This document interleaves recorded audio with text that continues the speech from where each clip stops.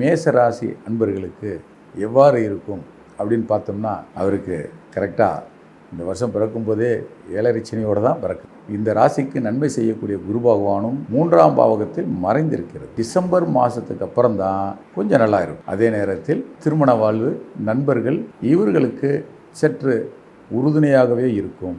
என்ன காரணம்னு பார்த்தீங்கன்னா, 3ல் இருக்க குரு 7ஆம் பாவகத்தை பார்க்கிறது.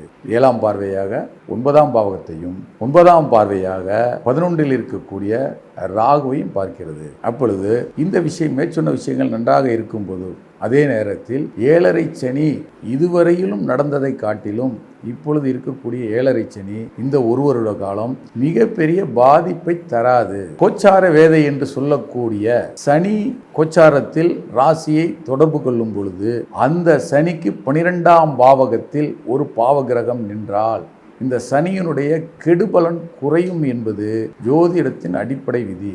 அதன் அடிப்படையில் சனிக்கு 12ல் ராகு இருக்கும் பட்சத்தில் இந்த ராகு கோச்சார வேதையாக செயல்பட்டு சனியினுடைய கெடுபலன்களை குறைக்கும்.